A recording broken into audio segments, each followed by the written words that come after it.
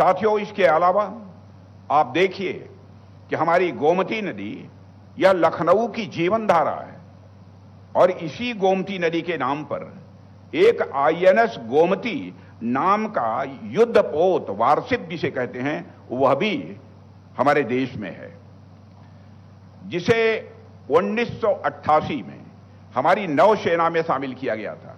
1988 में हमारी नौसेना में शामिल किया गया था। जिस तरह गोमती नदी बहती हुई आगे चलकर वह गंगा में समाती है और फिर गंगा सागर में पहुंचकर अनंत समुद्र से वह जुड़ जाती है, ठीक उसी तरह आईएनएस गोमती भी हिंद महासागर में जाकर लखनऊ को इसने गौरवान्वित किया है। यह बात मैं विश्वास के साथ कह सकता हूं।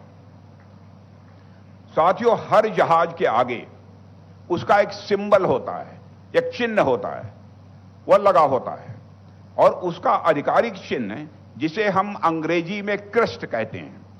आईएनएस गोमती के क्रेस्ट पर हमारे लखनऊ के ऐतिहासिक 76 मंजिल भी अंकित था। हमारे लखनऊ का 76 मंजिल उसके क्रेस्ट पर यह अंकित था। जब यह जहाज हिंद महासागर में अपनी ताकत का प्रदर्शन कर रहा होता था, उस वक्त इसकी पहचान सीधे सीधे इसी 76 मंजिल और गोमती नदी से जुड़ी हुई थी। यानी हमारी गोमती और लखनऊ का नाता तो नेवी के साथ लंबे समय से रहा है और इसी अटूट बंधन का उत्सव मनाने के लिए आज यहां नौसेना शौर्य वाटिका प्रारंभ किया गया है। बहनों भाइयों, आज इस पार्क में आप जो कुछ भी देख रहे हैं वो सब वास्तविक है, एकदम असली युद्ध सामग्री जो कभी आईएनएस गोमती की शान हुआ करती थी। नेवी का जो बड़ा सा जहाज आप लोग देखते हैं और जो अभी नहीं देखा होगा तो जाकर देखेंगे, उसमें बहुत से उपकरण लगे होते हैं और मैं आप सबसे आग्रह करूंगा कि उसके भीतर घुसकर भी देखिए।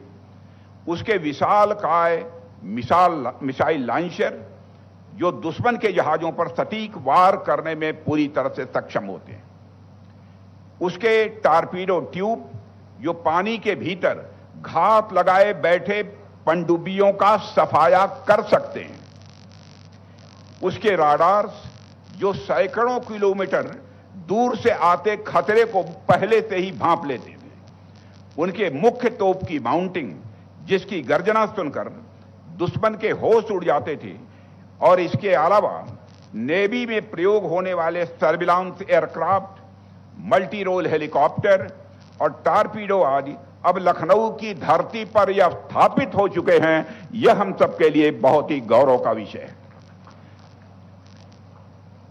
इसीलिए साथियों मैं कह रहा हूं, यह पार्क कोई साधारण पर्यटन स्थल नहीं है, बल्कि एक जीवंत यह हमारे लिए प्रेरणा स्थल है। यह शौर्य वाटिका आने वाली पीढ़ियों को यह बताएगी कि आजादी और सुरक्षा की कीमत क्या होती है। कई लोग यह सोच सकते हैं कि आखिर इस तरह की शौर्य वाटिका का यहां क्या काम है, इससे क्या होगा, पर इस पर हमें सोचने की जरूरत है। साथियों, आज के दौर में हम सब अपने रोजमर्रा के जीवन में बहुत ही उलझे हुए हैं और कोई नौकरी चाकरी में लगा है, कोई घर परिवार की जिम्मेदारियों में लगा हुआ है, कोई अपने बिजनेस व्यापार में लगा हुआ है। ऐसे में बहुत सारी चीजें जो हमारे लिए बेहद अहम होती हैं, हम उनसे अनजाने में कटते चले जाते हैं। हमारी सीमाओं की हिफाजत करने वाले हमारे सैनिकों का जो बलिदान है, उनका रोज का जो संघर्ष है, इन सब चीजों से हमारा आत्मीय रिश्ता रोजमर्रा की दौड़ धूप में यह पीछे छूट जाता है। ऐसे में यह शौर्य वाटिका हमें एक बार रुक कर, ठहर कर सोचने पर मजबूर करेगी कि जिन लोगों की वजह से हमारी यह सारी जिंदगी सुरक्षित चल रही है, उनका योगदान हमारी जिंदगी में कितना बड़ा है और उनके प्रति हमारी नई पीढ़ी कृतज्ञता अनुभव करेगी, ऐसा मेरा विश्वास है। साथियों, यह कृतज्ञता यह बहुत ही आवश्यक है। इसका एक उदाहरण आप देखिए। हम सब जब छुट्टी वाले दिन बड़े इमाम बाड़े की भव्यता देखने जाते हैं, जब हम चौक में जाकर चिकन का बढ़िया कुर्ता खरीदते हैं और जब हम अपने परिवार के साथ किसी रेस्टोरेंट में खाना खाने जाते हैं तब हम बड़े प्रसन्न होते हैं। लेकिन क्या हम कभी उस पल सोचते हैं कि यह सब क्यों हो पा रहा है? हम यह सब इसलिए कर पा रहे हैं क्योंकि हम सुरक्षित हैं। सबसे पहली और सबसे जरूरी चीज हमारी सुरक्षा होती है, और वह हमें हमारी सेनाएं ही दे रही हैं इस भारत में, और हम सुरक्षित हैं। तभी तो हम यहां त्योहार मना पाते हैं, यहां पर हम व्यापार कर पाते हैं, अपने बच्चों को हम ठीक तरीके से पढ़ा पाते हैं। तो यह जो शौर्य वाटिका और यह म्यूजियम जो यहां बना है, यह केवल स्थापत्य कला या बनावट का नमूना भर नहीं है।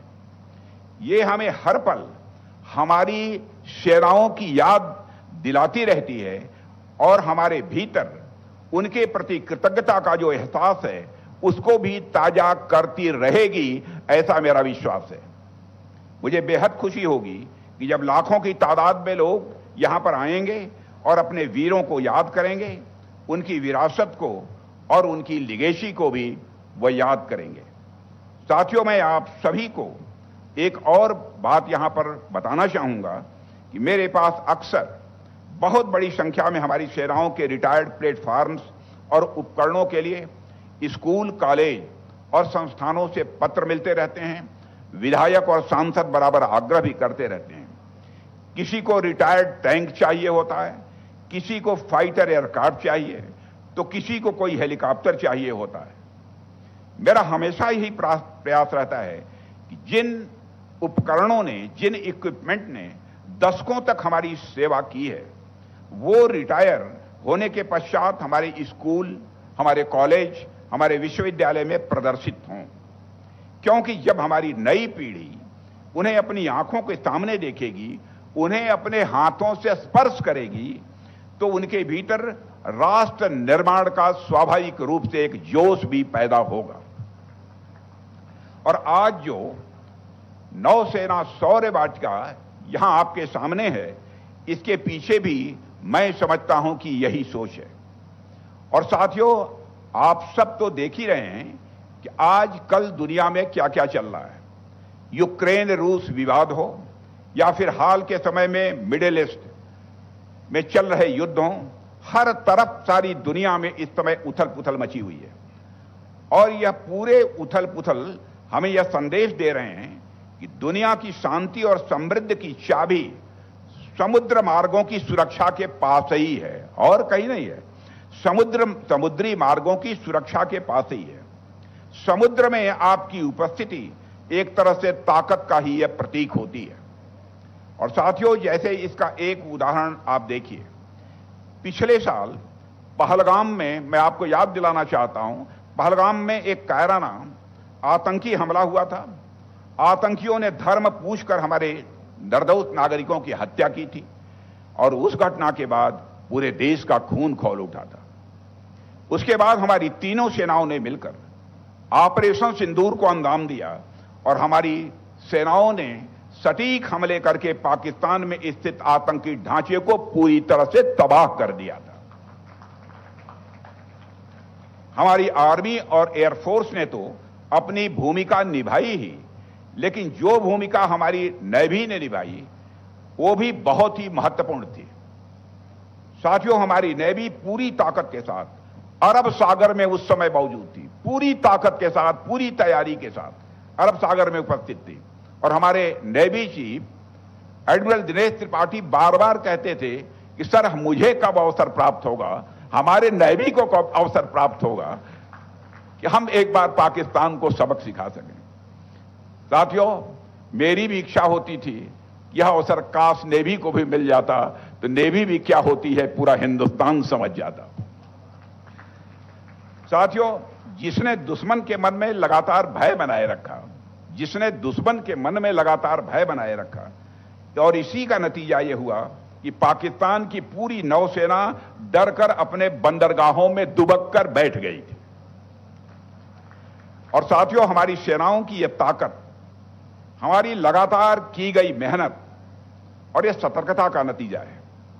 2014 में जब हमारे प्रधानमंत्री मोदी जी के नेतृत्व में हमारी सरकार आई, तब से ही हमने इस बात पर विशेष बल दिया और इस पर विशेष ध्यान दिया कि भारत सही मायनों में सबसे ताकतवर तभी कहलाएगा जब हमारी सेनाओं को हथियार के लिए दुनिया के दूसरे देशों पर निर्भर नहीं रहना पड़ेगा। इसीलिए हमारे प्रधानमंत्री जी ने आत्मनिर्भर भारत का एक विजन, एक नजरिया इस देश के सामने रखा था। साथियों, हमने make in India, defence corridor, iDEX, Aditi और कई भी इनिशिएटिव के माध्यम से यह सुनिश्चित किया कि हम भारतीय सेनाओं के लिए अत्याधुनिक हथियार भारत में ही निर्मित करेंगे, भारत की धरती पर ही निर्मित करेंगे, भारतवासियों के हाथों से ही बनाएंगे और यदि संभव हो तो हम उसे भारत के बाहर निर्यात भी करेंगे, यानी दुनिया के दूसरे देशों को भी हम बेचेंगे। और जब हमने रक्षा के क्षेत्र में निर्यात की ओर ध्यान देने की बात की, तब हमारे पास इस प्लान को कई लोगों ने बहुत ही शंका के नजरिए से देखा था, क्योंकि भारत का रक्षा क्षेत्र कभी अपने निर्यात के लिए नहीं जाना जाता था, आयात के लिए जाना जाता था। दुनिया के दूसरे देशों से हम बराबर हथियार मंगाते थे और हम तो हमेशा हथियार वगैरह खरीदने के लिए जाने जाते थे, यानी एक्सपोर्ट करने के लिए भारत कभी नहीं जाना जाता था।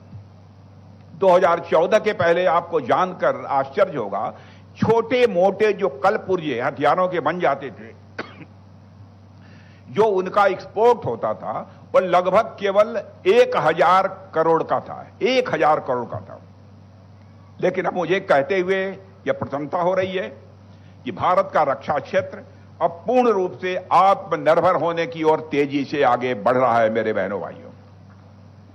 और पिछले 10 वर्षों में हम सभी लोगों ने मिलकर जो मेहनत की है, उसका परिणाम आज हमें मिल रहा है। 2014 में हमारा घरेलू रक्षा उत्पादन मात्र 46,000 करोड़ रुपया था, यानी हम लोग भारत में सिर्फ 46,000 करोड़ रुपए के हथियार और सारे सब मिला जुलाकर 46,000 करोड़ रुपए के सारे साजो सामान बना पाते थे। लेकिन आज वही बढ़कर 1.5 लाख करोड़ रुपए से अधिक हो चुका है। और मैं आपको जानकारी देना चाहता हूं, जून समाप्त होते होते आपको यह जानकारी मिलेगी, यह 1.5 लाख करोड़ ही नहीं है, बल्कि यह बढ़कर 1.25 लाख करोड़ रुपए तक पहुंच चुका है। इसके अलावा 2014 तक भारत का जो डिफेंस एक्सपोर्ट है वह बहुत कम हुआ करता था। हम केवल 1000 करोड़ रुपए से भी कम के हथियार और साजो सामान दुनिया को बेच पाते थे, लेकिन आज वही बढ़कर हम लगभग 40,000 करोड़ रुपए के सामान दुनिया के दूसरे देशों को दे रहे हैं। इस तरह की अनेक उपलब्धियां रक्षा क्षेत्र में हम लोगों ने हासिल की हैं। और साथियों, इस उपलब्धि में उत्तर प्रदेश का और विशेषकर लखनऊ का भी योगदान रहा है। मेरा हमेशा से यह प्रयास रहता है कि लखनऊ और पूरे उत्तर प्रदेश की जनता का हमारी सेनाओं के साथ सीधा और भावनात्मक यह जुड़ाव बना रहे। यूं तो उत्तर प्रदेश की धरती पहले से ही सेना में अपनी भागीदारी के लिए जानी जाती है और यहां के जवानों ने हर युद्ध में बढ़ चढ़कर कंधे से कंधा मिलाकर देश की रक्षा भी की है। लेकिन हमने इसे और आगे बढ़ाने का संकल्प लिया है, इसका बीड़ा उठाया है। और इसी सोच के तहत हमने यहां पर लखनऊ में डीआरडीओ की प्रयोगशालाएं भी प्रारंभ की हैं।